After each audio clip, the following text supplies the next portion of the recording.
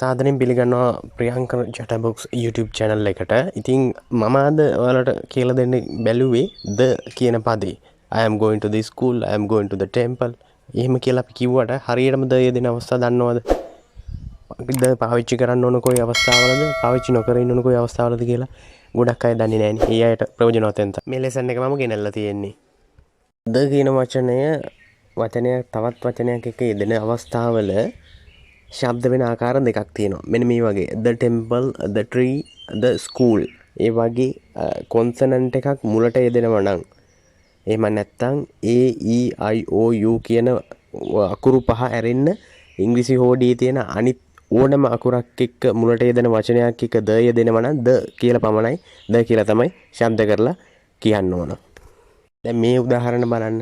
The elephant, the umbrella, the owl, the අරද මෙතන උච්චාරණය වෙන්නේ දී කියලා. හේතුව තමයි මෙතන තියෙන මුලින් පටන් ගන්න වචන තියෙනවනේ. වචන ඊ අකුර, යු අකුර, ඕ අකුර. ඒ කියන්නේ A E I O U කියන වවල් සවුන්ඩ් වලින් මේ වචනේ පටන් ගන්න නිසා තමයි දී කියලා උච්චාරණය කරන්න ඕන. අනිවාර්යයෙන්ම ඔයා වුණත් වවල් අකුරකින් පටන් ගන්න අකුරක් ඉස්සරහා වචනයක් ඉස්සරහා ද පාවිච්චි කරනවා, භාවිත කරනවා නම් අනිවාර්යයෙන්ම ඔයා දී කියලා තමයි උච්චාරණය කරන්න ඕනේ. ඒක තමයි පළවෙනි දේ. දැන් breakfast, lunch, dinner කියන කෑම වේල් තියෙනවනේ. උදේ ආහාරය, දවල් ආහාරය, රෑ ආහාරය කියලා. ඒවත් එක කවදාවත් ඔයා ද භාවිතා කරන්න බෑ. ඒක වැරදි. භාවිතා කරොත් වැරදි. දැන් මෙතන බලන්න birds fly south for the winter. winter season එකේදී කුරුල්ලෝ දකුණු පැත්තට, දකුණු දිශාවට යනවා. ඉගිලෙනවා කියන එක තමයි මෙතන කියන්නේ. ඒ වගේ අවස්ථාවල කවදාවත් අපි ද යොදාගන්නේ නැහැ. හේතුව තමයි දිශාවකට යන අවස්ථාවක්. දිශාවන් සම්බන්ධව කිව්වම ද යොදාගන්නේ නැහැ. I am from the south of Sri Lanka. දැන් මෙතන මට පේනවා නේද? මම දකුණේ. ශ්‍රී ලංකාවේ දකුණේ එක්කෙනෙක් කියන එක තමයි මෙතන කියලා තියෙන්නේ. ශ්‍රී ලංකාවේ දකුණේ. දකුණු පළාතේ එක්කෙනෙක් කියන කතාව තමයි දෙන්නේ. මෙතන බලන්න හොඳට මෙතන ද යෙදিলা තියෙනව නේද? මෙතන කිසියම් නිශ්චිත පැත්තක් රීජන් එකක් තියෙනවනේ. දැන් දකුණු පළාත, උතුර ලංකාවේ ඒ කොටසක්නේ. උතුර, දකුණ, සබරගමු කියලා තියෙන්නේ. අන්න ඒ වගේ අවස්ථාවලදී ද යෙදෙනවා. සාමාන්‍ය ආයතන තියෙන්නේ. ඔය චර්ච්, පල්ලිය, හොස්පිටල් කියලා කියන්නේ රෝහල, ප්‍රිසන් එහෙම නැත්නම් හිරගෙදර, නර්සරි, පෙර පාසල කියන්නේ, ප්‍රයිමරි ස්කූල්, ප්‍රාථමික පාසල, යුනිවර්සිටි එහෙම නැත්නම් විශ්වවිද්‍යාලය. ඒ වගේ දේවල් වලට අපි ද භාවිතා කරන්නේ නැහැ. මේ බලන්න උදාහරණ. මෙන්න මේ උදාහරණ බලන්නකෝ. He left school at 17. ඔහු පාසල හැර දමා ගියා අවුරුදු 17 දී. දැන් එතන ද භාවිතා කරලා නැහැනේ. He left the school කියලා කියන්නේ නැහැ.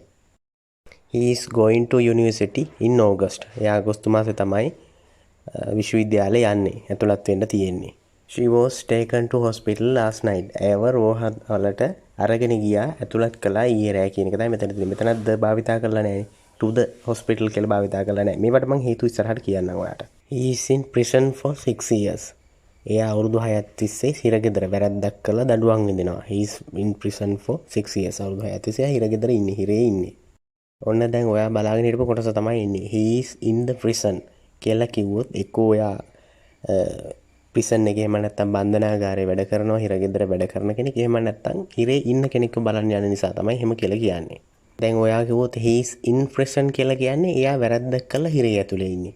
he is in the prison කියලා කියන්නේ එක්කෝ ඔයා හිරේ ඉන්න කෙනෙක්ව බලන්න ගිහලා එහෙම නැත්නම් ඔයා වැඩ කරන ගමන් ඉන්නේ. ඒක හොඳට තේරුම මම හිතනවා ඔයාලට පැහැදිලි කියලා. දැන් මෙතන බලන්නකෝ. he is going to the school. මෙතන මෙයා සාමාන්‍ය ඉස්කෝලේ යන්නේ ඉගෙන ගන්නනේ. මෙතන මෙයා යන්නේ එක ගුරුවරයෙක්. ඔයා හිතන්න හොඳටම he is going to the school කියලා කියන්නේ එක ගුරුවරයෙක්. එහෙම නැත්නම් ළමයින්ගේ රැස්වීමන මොකක් හරි එකට. එහෙම නිසා දෙමව්පියෙක් යනවා. ද යෙදුණා කියලා කියන්නේ අත්‍යවශ්‍යම කාරණේ නේ, වෙන කාරණාවක් තමයි එතන අදහස් වෙන්නේ. he is in the hospital. he is in the hospital කියලා කියන්නේ එයා හොස්පිටල් එකේ වැඩ කරන කෙනෙක්. ડોක්ටර් කෙනෙක් වෙන්න පුළුවන්, ඇටෙන්ඩන්ට් කෙනෙක් වෙන්න පුළුවන්, නර්ස් කෙනෙක් වෙන්න පුළුවන්. he is in hospital කියලා කිව්වොත් අපි අදහස් කරගන්න ඕන අනිවාර්යයෙන්ම එයා ලෙඩෙක්, රෝගියෙක් කියන එක. ඒක නිසා ද යෙදුණාට පස්සේ වෙනස් වෙන අවස්ථාව ඒක තමයි. ඒක නිසා හරි පැහැදිලිව යොදලා ඒක තේරුම් ගන්න ඕන. දැන් බලන්නකො මේ වාක්‍යය දිහා. bananas are yellow. bananas are yellow.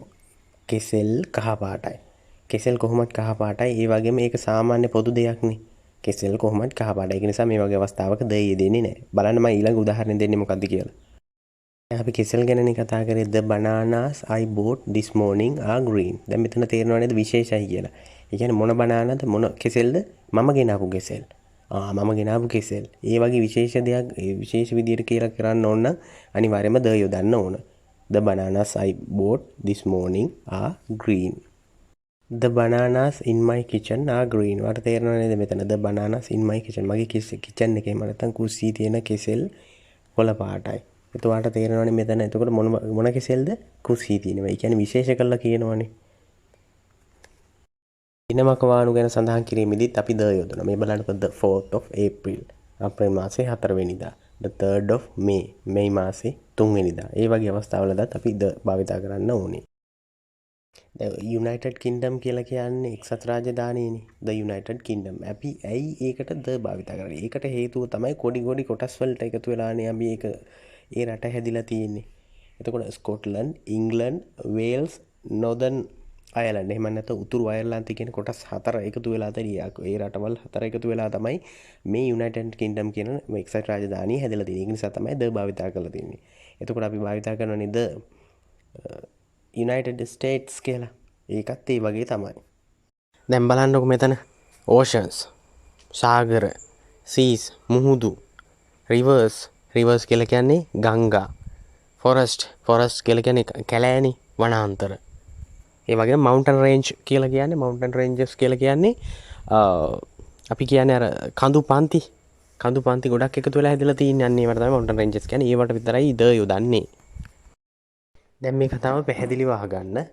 The Amazon කියලා කියන්නේ Amazon වනාන්තරය. ඔයා දන්නවනේ ඒක ලොකු වනාන්තරයක් කියලා. එතකොට අපි නිකන් the යොදන්නේ නැතුව Amazon විතරක් දැම්මොත් මොකද්ද කතාව වෙන්නේ? මොකක්ද කියලා දුවට හිතෙන්නේ? the නැතුව Amazon දැම්මොත් අපි හිතන්නේ වෙබ්සයිට් එක අර බඩු භාණ්ඩ විකුණන්න තියෙන්නේ. අපිට ඕඩර් කරලා ගෙන ගන්න පුළුවන් Amazon කියලා වෙබ්සයිට් එකක් තියෙනවා. අන්න ඒක ගැන තමයි අපි කතා කරන්නේ. the කොටස නොඇදුවොත්. ඔයා පැසිෆික් සාගරේ පීනලා තියෙනවද? Have you swum in the Pacific? බලන්න the Pacific කියන්නේ සාගරයක්නේ. පැසිෆික් සාගරය කියලා වල අහලා තියෙනවද? the එකට the දෙනවා. අපි දැන් කඳුපන්ති ගැන කතා කරන්නේ. මේ ඇල්ප්ස් කියන්නේ කඳුපන්තියක්. ඕස්ට්‍රේලියා, ඒ වගේ ස්විට්සර්ලන්ඩ් වගේ රටවල් ගණනාවක් අතර පැතිරිලා තියෙන කඳුපන්තියක්. We went the skiing in the Alps. skiing කියලා කියන්නේ මොකක්ද? හිමමතලිස්සා යන ක්‍රීඩා දන්නව නේද ඔයගොල්ලෝ? අන්න ඒව කරා කියලා කියන එක තමයි මෙතන කියන්නේ. I went on a cruise down the Nile. Nile කියන්නේ Nile නදිය වල අහලා තියෙනවනේ. The Nile නදිය. එහෙම නැත්නම් Nile ගඟ. මම බෝට්ටු සවාරියක් ගියා නයිල් ගඟ දිගේ කියන එක තමයි මෙතන අදහස් වෙන්නේ. හොඳම කතාව තමයි දැන් ලෝකෙටම පොදු දේවල් තියෙන්නේ. ඉර කියන දේ පොදුයිනේ. ඉරවල් එකයි තියෙන්නේ. හඳවල් එකයි තියෙන්නේ. එහෙම වුණාම the moon, the sun කියලා යොදනවා. එතකොට යුනික් දේවල් එහෙම පොදු දේවල් යුනික් දේවල් අද්විතීය යුනික් දේවල් වලට අනිවාර්යයෙන්ම අපි යොදන්න ඕන the.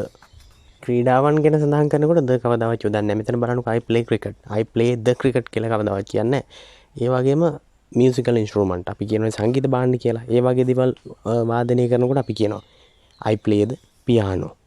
I would like to play the piano. The piano එක play කරන්න මම කැමතියි. කතාව එහෙම කියනවා. ඒ වගේ සංගීත භාණ්ඩ වාදනය කරන දේවල් වගේ දේවල් වලට the භාවිතා කරනවා. පොලිසිය කියන එක තියෙන්නේ ජනතාවට සේවය කරන්න. අපේ රටේ එහෙම නොවුනට අපේ රටේ වෙන විකාරයක්නේ තියෙන්නේ. I am going to call the police. මම පොලිසියට පැමිණිලි කරන්නයි යන්නේ. මම කතා කරන්නයි යන්නේ කියන එක. බලන්න එතනදී police කියලා යෙදුණා. ඒ කියන්නේ සේවාවක් නිසා තමයි the යෙදෙන්නේ. I read it on the internet. මෙතන තේරෙනවනේ වාට. ඉන්ටර්නෙට් එක කියන්නේ සේවාවක්. යම්කිසි තොරතුරු ලබා දෙන තැනක්. on the internet. the internet. තේරුණා නේද? එතන සේවා සපයන තැන නිසා the යෙදලා තියෙනවා. I am listening to the radio. The radio වල එතනත් තේරෙනවා listening to the radio. radio එකට සම්බන්ධ වෙන ගමන් ඉන්නේ. ඒකත් සේවාවක් රේඩියෝ එකෙන් ගොඩක් ගන්න තොරතුරු සපයන එක. ඒකත් සේවාවක් නිසා I am listening to the radio. The radio යෙදෙනවා. Call the fire brigade. Fire brigade කියන්නේ මොකද්ද? Fire brigade කියලා කියන්නේ ගිනි නිවන හමුදාවට. ඉතින් call the fire brigade එකත් කරන්නේ සේවාවක් නේ. ගින්නක් ඇතු වෙච්චාම ට්‍රක් එක අරගෙන ඇවිල්ලා ගින්දර නිමලා ලොකු වැඩ කොටසක් කරනවා. ඉතින් ඒකත් සේවාව නිසා the fire brigade කියලා කියනවා. කතා කරන්න ගිනි නිවන හමුදාවට. මම දන්නේ නැහැ ඔයා මේ කතාව දැනගෙන හිටියද කියලා. යම්කිසි පවුලක් ගැන කියනකොට the භාවිතා කරනවා. පිටරටක වගේ නම් the භාවිතා කරනවා. The Pereras family. පෙරේරාගේ පවුල. The Fernandes family. family එකක් වෙන්න ඕනේ. ඒක තනි පුද්ගලයෙක්ගේ නමට නම් කවදාවත් the යොදන්න එපා. ඔයාලා දන්නවද adjectives කියන්නේ? adjectives කියලා කියන්නේ නාම විශේෂණ කියලා කියන්නේ යම් කිසි නාම පදයක් විශේෂ කරලා කියන පද තියෙන්නේ. දැන් අපි කියමුකෝ කුඩයක් තියෙනවා. ඒ කුඩේ විශේෂ කරලා කියන්න පුළුවන් red umbrella. red umbrella රතු පාට කුඩේ. ඒක විශේෂ වෙනවනේ. ඒක ඒ වගේ දෙයක් තමයි උදාහරණයක් විදිහට මම ගත්තේ. ඒ වගේ දේවල් එක්ක අපිට යොදා ගන්න පුළුවන්ද? මම ඔයාලට උදාහරණ දෙන්නම්. He serves the food to the homeless every morning. හැම උදේකම ඔහු ප්‍රදානය කරනවා සපයනවා කෑම the homeless කියලා කියන්නේ මොනවද? the homeless people කියලා කියන්නේ එක්තරා කණ්ඩායමක් නිවාස නැති එක්තරා කණ්ඩායම. මෙතන ඔයාලට තේරෙනවා නේද? ඒක විශේෂ කරලා කියනවා කියන එක තමයි විශේෂණ පද කියලා කියන්නේ the homeless. එතන එදුනා the. This charity raises money for the poor. මෙතන තියෙන්නේ මේ සුබ සාධන සංගම මේ ආයතනය මුදල් එකතු කරනවා දුප්පත් ජනතාව වෙනුවෙන්. කවුරු වෙනුවෙන්ද? ජනතාව තමයි එක්තරා කොටසක් වෙන දුප්පත් කියලා ඒගොල්ලන්ට තමයි හලි එකතු කරන්නේ. එතන තේරෙනව නේද? adjectives නාම විශේෂණයක් කියලා poor කියලා කියන්නේ දුප්පත් මිනිස්සු වෙනුවෙන්. ඉතින් මම විශ්වාස කරනවා ඔයාලට ගොඩක් පැහැදිලි වෙන්න ඇතිද යොදන ආකාර කොයි තැනටද යොදන්න ඕන යොදන්නේ නැත්තේ මොනවටද කියලා ගොඩක් පැහැදිලි ලෙස මම ඔයාලට කියලා දුන්නා.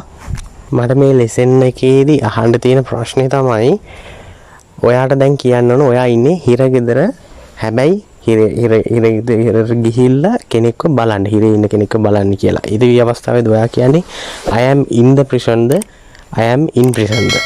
මට ඒකට උත්තරේ කමෙන්ට් බොක්ස් එකේ සඳහන් කරන්න. මේ වගේම ලස්සන වීඩියෝ එකකින් හම්බ වෙනකන් ඔයාට බොහොම ස්තුතියි.